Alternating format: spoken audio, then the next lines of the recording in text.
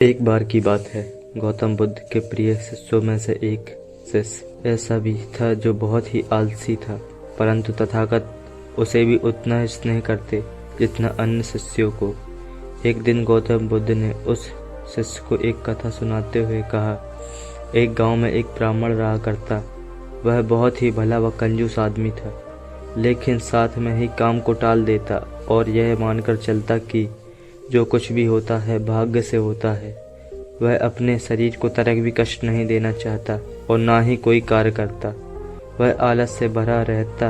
एक बार एक साधु उस ब्राह्मण के घर आए। ब्राह्मण और उसकी पत्नी ने उसका खूब आदर सत्कार किया। कुछ समय रुकने के पश्चात साधु ने चलते समय खुश होकर ब्राह्मण से कहा, तुम बहुत गरीब हो, मैं तुम्हें यह पारस पत्थर देता हूँ। इसके उपयोग से तुम लोहे की वस्तु को सोने में बदल सकते हो।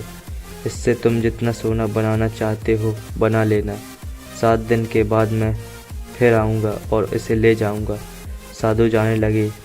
जाने के पश्चात ब्राह्मण ने घर में लोहा खोजा और उसे बहुत ही थोड़ा लोहा मिला। वह उसी को सोना बनाकर बेच आया और कुछ सामान खरीद लिया। अगले दिन स्त्री के बहुत जोर देने पर लोहा खरीदने बाजार में गया तो लोहा महंगा था। वह लौट आया।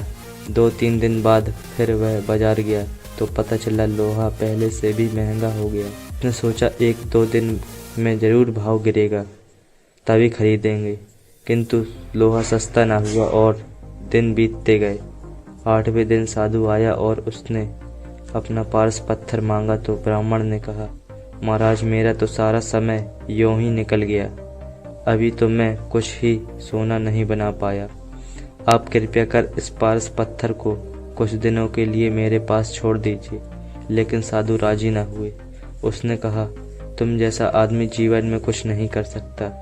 तुम्हारी जगह कुछ और होता तो कुछ का कुछ कर डालता। जो आदमी समय का उपयोग नहीं जानता वह कभी भी सफल नहीं होता। ब्राह्मण पछताने लगा, पर अब हो ही क्या सकता था। साधु पारस पत्थर ले जा चुके थे और उसने अपने आलस और भाग्य पर जरूरत से ज़्यादा यकीन की कीमत चुकानी पड़ी। इसलिए कहा जाता है कि आलस आदमी का सबसे बड़ा दुश्मन है। शिष्य अब बुद्ध के कहने का तात्पर्य समझ चुका था। उसने निश्चय किया कि वह आलस का त्याग कर देगा। इसके पश्चात उसने कभी आलस नहीं किया।